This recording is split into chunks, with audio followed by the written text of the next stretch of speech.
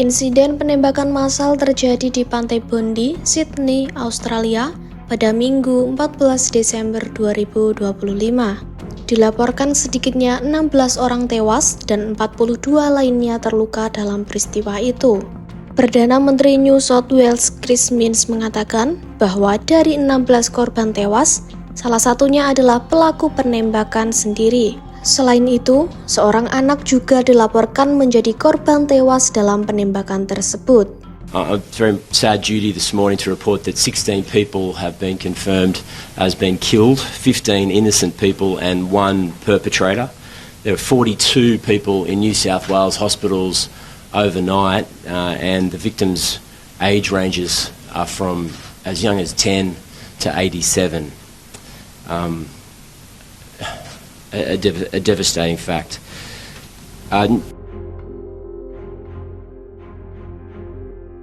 Pihak kepolisian Australia menyatakan serangan ini menargetkan komunitas Yahudi yang sedang merayakan Hanukkah.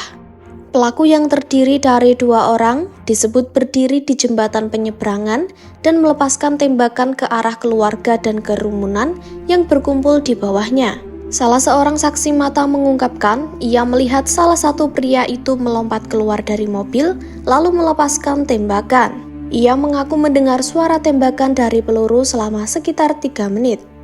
I seen the guy jump out of the car with the gun and he was just shooting down thing, and then I started filming on my phone and then pretty well he just kept shooting and then he turned around and he shot right in my direction, and then I dropped my camera and then sped off. And so you were driving in your car through the car park, is that right? I was already pulled up in the car park. I was already sitting there and I was just watching. I seen him jump out with the gun and then I heard bang bang bang bang bang. 3 minutes of gunfire, didn't stop. Menurut polisi, salah satu pelaku penembakan termasuk di antara korban tewas. Polisi juga menemukan dugaan alat peledak rakitan yang berada di dalam kendaraan dekat lokasi kejadian, diduga terkait dengan pelaku tewas. Komisaris Polisi New South Wales Mal Lyon menyebut, 2 pelaku penembakan adalah seorang pria berusia 50 tahun dan seorang lagi berusia 24 tahun yang merupakan ayah dan anak. Adapun insiden ini terjadi di salah satu pantai terpopuler di Australia di tengah gelombang antisemit yang mengguncang negara tersebut dalam beberapa tahun terakhir. Meski begitu, pihak berwenang tidak menyatakan bahwa serangan dan penembakan itu saling terkait.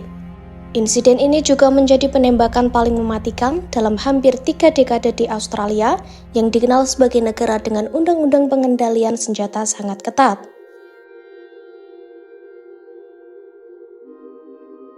Saat insiden terjadi, salah seorang warga terekam melakukan aksi heroik dengan melumpuhkan salah satu pelaku penembakan. Dalam video yang beredar, pria itu tampak menyergap pelaku dari belakang lalu merebut senjata yang digunakan untuk menembak. Rekaman juga memperlihatkan pelaku berdiri di jalur setapak antara taman berumput dan area parkir.